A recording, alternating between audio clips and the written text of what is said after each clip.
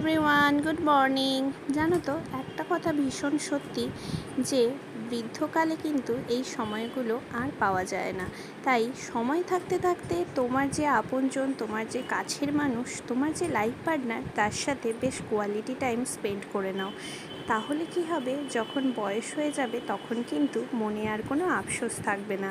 তাই আমরাও কিন্তু ভীষণভাবে ভালোবাসতে বাসতে সেই সময়ের মুহূর্তগুলো নিয়ে ঘুরতে ভীষণ ভালোবাসি। আর কোয়ালিটি টাইম স্পেন্ড করতে কে না ভালোবাসে বলো।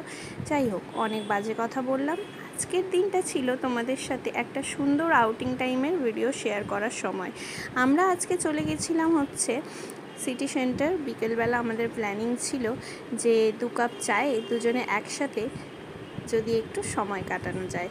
দেন চলে গেছিলাম একটা পাওভাজি মানে বড়া পাওয়ের দোকানে। সেখানে একটা প্লেট সব কিছুই আমরা একটা করে নিয়ে শেয়ার করে নিয়েছিলাম। বাট চাটা আমাদের ভীষণ প্রিয়। সময় থাকতে থাকতে যদি নিজেদের মধ্যে ভালো সময় স্পেন্ড করে নাও, অ্যাটলিস্ট বৃদ্ধ বয়সে গিয়ে তোমার মনে হবে না আহারে সময় তো নিজেদের মধ্যে কাটালামই না।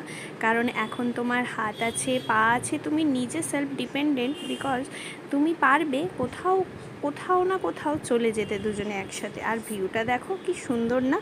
তো আমরাও এরকম সময় কাটানোর জন্য চলে গেছিলাম মেট্রোতে করে ফুলবাগান মেট্রো স্টেশন থেকে। তোমাদের আগের ব্লগে শেয়ার করেছি। দেন আমরা অনেক খাওয়া দাওয়ার পর্ব মিটিয়ে চলে গেছিলাম সি ফুড আইটেমের খাবো বলে।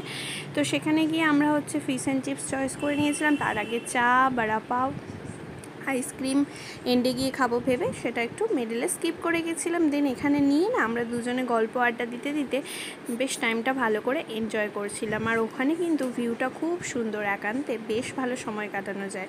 আমাদের আধভিক বেটা আসার পর সেইভাবে আমরা বেরোতে সুযোগ পাচ্ছিলাম না। তো আমরা তারই মধ্যে নিজেদের একটু সময় বের করে নিয়ে ওকে মায়ের কাছে রেখে কিছুটা সময় নিজেদেরকে দিয়েছিলাম।